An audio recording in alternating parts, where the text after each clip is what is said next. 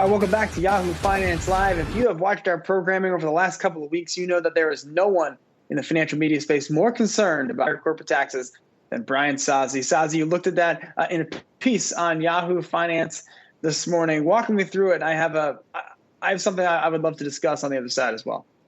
Well, I know you're pretty jacked up about this, Myles, and I'm just sad that Julie's on assignment this week because I know she would be excited to talk about this too as well. But yes, I have a piece right now on the Yahoo Finance homepage looking at 3 reasons why you're seeing the stocks at a record, even with increased talk and rhetoric out of D.C. on higher corporate taxes, which certainly look inevitable at this point. So hat tip to J.P. Morgan, who came out with these 3 reasons. First up, J.P. Morgan is saying strong liquidity position. Corporate America is in a strong liquidity position to withstand any increase in corporate taxes to 28% or potentially eventually even higher than 28%.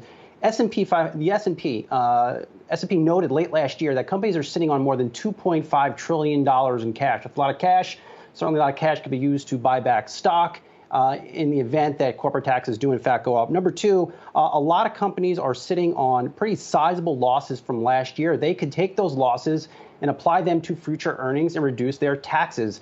That is what you call a carry forward. I know my brother's an accountant. He's watching right now. He's excited that I mentioned a carry forward. Next, number 3, taxes theoretically spent on infrastructure, JP Morgan notes, could increase the sales and profits for S&P 500 components and more broadly companies. So perhaps with those higher revenues and those higher profits, they can offset higher taxes. But Myles, we've been talking about it consistently.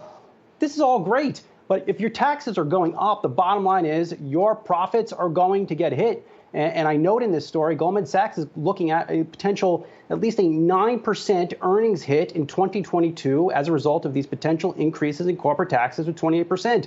So there will be an earnings impact. I know a lot of folks don't want to talk about it, but this money has to come out of somewhere, and it could come right out of the bottom line of a lot of companies. Yeah, something that I'm watching here, Saz, and I think we can go back to 2017 for a blueprint on this. The market priced in a lot of a tax cut and a lot of infrastructure spending and kind of priced in just a new economic era, if you will, right after Trump was elected. And then the market really didn't do a whole lot of anything for a long time. And all we talked about every day in 2017 was Republicans going to pass a corporate tax cut. Is the tax cut going to go to 15%, 20%, 21%? Where are we going to end up on the U.S. corporate tax rate? And it wasn't until we kind of got into December and it was like, oh, no, this is going to happen, that we saw that final burst of the market saying, okay, we are going to now think about what it means for companies to perpetually pay a 40, I guess the effective rate was 40% lower, 35 to 21, 40% lower than what they had on their tax burden going forward forever. But really that second point is why the reaction wasn't maybe as all-encompassing as we would have thought. That benefit has come out over time, and the impact on the downside will also come out over time.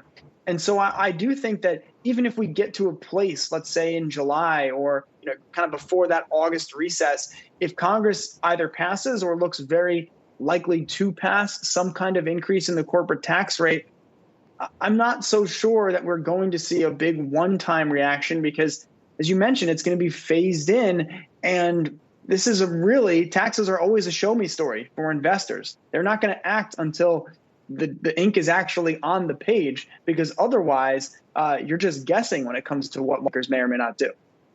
Yeah, it's not good. They're not going to react, Myles, until XYZ big company comes out on earnings day in late 2022 and misses our earnings estimate by 90 cents. And then they hop on the earnings call and they say, hey, we had to pay higher taxes. That's why we just missed earnings estimates by 90 cents. But, the market might be looking or just taking a page from what Transportation Secretary Pete Buttigieg told me last week.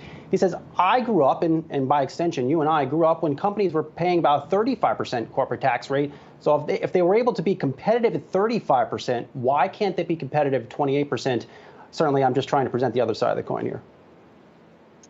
Yeah, and especially when we've had a number of folks come on and tell us that maybe 25% looks like a more likely compromise. Maybe it's 25% phased in through the government's fiscal year 2024 or something on that order. And really, I mean, we had the graphic out last week several times. The effective tax rate that companies have been paying is significantly less than the statutory rate of 21% just as it was significantly less than the statutory rate of 35% back before the Trump tax cuts. And so the question here is, are we going to change how corporations do or don't get around current tax law? If we don't change that, then I don't think, unless you're buying financials, which tend to pay about that full statutory rate, you're really not going to, as an investor or a corporation, be dealing with a full 21% corporate tax charge. That's just, or 25%, 28%, because that's not what you pay now. It's not what you've paid in the past.